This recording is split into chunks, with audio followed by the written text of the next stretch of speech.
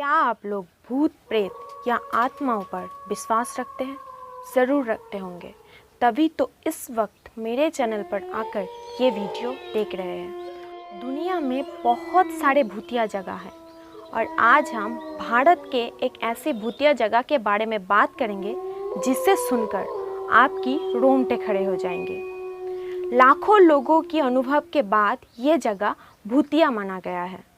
ये वीडियो उन लोगों के लिए है जो भूत प्रेत या आत्माओं पर रुचि। राजस्थान में उपस्थित भांगड़ द भांगड़ फोर्ट भारत के हॉन्टेड प्लेस के लिस्ट में सबसे टॉप स्थान का ये सबसे बड़ा टूरिस्ट प्लेस है।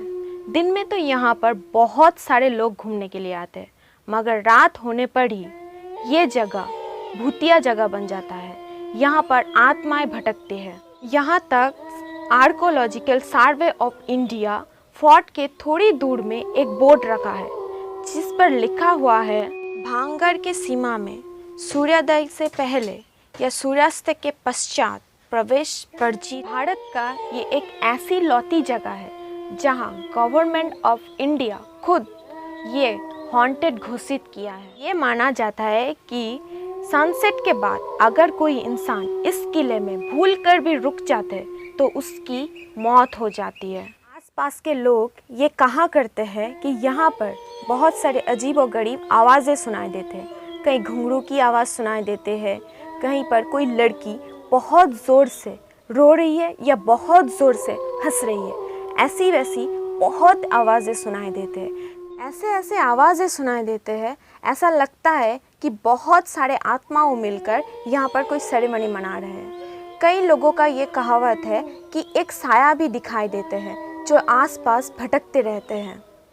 ये कहा गया है कि भंगार शहर 400 बरस पहले उजाड़ गया है और इसके पीछे भी एक कहानी है, एक रहस्यमय कहानी जो मैं आप लोगों को आज सुनाने वाली हूँ। कहा जाता है कि 15 या 16वीं शताब्दी में ये भंगार का किला निर्माण हुआ।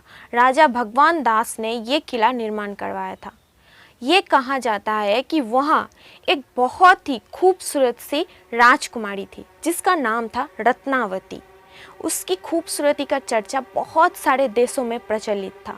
वहाँ एक तांत्रिक भी था जो उस रत्नावती राजकुमारी के खूबसूरती पर फिदा हो गया। उसे पाना चाहता था, उसे हासिल करना चाहता था, मगर उस तांत्रिक को पता था कि रत्नावती के साथ उसकी शादी नहीं हो सकती। तो वो तांत्रिक रानी रत्नावती को अलग तरीके से पाना चाहता था। उसे काला जादू अच्छी तरीके से आता था क्योंकि वो एक तांत्रिक था। उसे काला जादू करना बहुत अच्छे से आता था। एक बार की बात है कि रत्नावती अपने दासी के साथ बाजार गए थे इत्र खरीदने। इत्र मतलब परफ्यूम। वो परफ्यूम खरीदने गए थे और उस परफ्यूम के दुकान की थोड़ी दूर पर वो तांत्रिक खड़ा होकर उस राजकुमारी को निहार रहा था। जो इत्र रानी रत्नावती इस्तेमाल करते थे उस इत्र पर उस तांत्रिक ने काला जादू किया था। ये काला जादू ऐसा था कि अगर वो इत्र राजकुमारी यूज़ करते तो वो उस तांत्रिक की तरफ आकृष्ट हो जाती। किसी कारण के चलते रानी रत्नावती को इसके बारे में पता चल गया था कि इस परफ्यूम के बोतल में उस तांत्रिक ने कुछ काला जादू किया था और तभी उस परफ्यूम को राजकुमारी ने फेंक दिया। और जब फेंका तो वो परफ्यूम एक पत्थर से जाकर टकराकर टूट गया। अब जब उस परफ्यूम में काला जादू किया हुआ था तो वो पत्थर उस तांत्रिक की तरफ आकृष्ट हो गया और वो पत्थर लुढ़कते लुढ़कते तांत्रिक के पास जाकर तांत्रिक के ऊपर चढ़ गया और धीरे धीरे तांत्रिक अपना दम तोड़ दिया। दम तोड़ने से पहले उसने भांगड़ पर एक बहुत ही भयानक श्राप दे दिया। भांगड़ शहर बर्बाद हो जाएंगे, वहाँ के सारे लोग मर जाएंगे, वो शहर एक शमशान में परिवर्तित हो जाएंगे। मगर देखो, आज इतने बरसों के बाद भी वहाँ पर कोई नहीं रह पाया। वो एक वीरान शहर बन चुका। अब बात आता है कि सच में भांगड़ में कोई आत्माएं हैं? इतने सारे बातें बताने के बाद, इतने सारे रिसर्चों के बाद मुझे ये लगता है कि हाँ, वहाँ पर आत्माएं रहती है।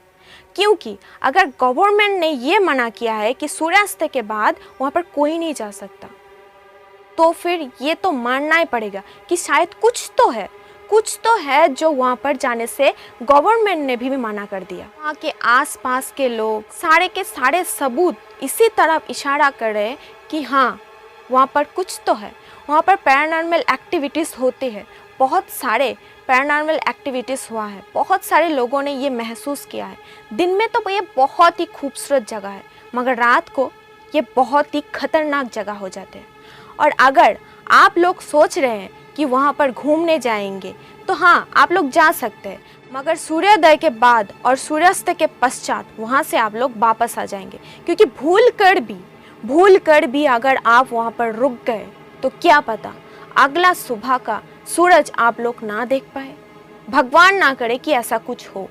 तो अगर आप लोग वहाँ पर घूमना चाहते हैं, अगर आप लोग वहाँ का पैरानॉर्मल एक्टिविटीज़ महसूस करना चाहते हैं, तो आप लोग दिन में ही जाएं। अब इस कहानी में कितनी सच्चाई है ये तो हमें नहीं पता, मगर एक बात ज़रूर है कि 400 बरस पहले ये शहर उजाड़ चुका था, ये शहर बर्बाद हो चुका। मगर एक बात है कि रानी रत्नावती, या मानो राजकुमारी रत्नावती, इसे रानी और राजकुमारी दोनों ही कहा जाता है। अगर ये रानी है तो किसका रानी है, इसका राजा कौन है, इसका शासन क्या था, किसी को नहीं पता। आज तक उस भंगार किले के रहस्यों का हल कोई भी नहीं निकाल पाया। वो एक बहुत ही रहस्यमय जगह है और वो एक हॉन्टेड प्लेस भी है। आप लोगों का क्या राय है प्लीज़ मुझे कमेंट सेक्शन में बताइए।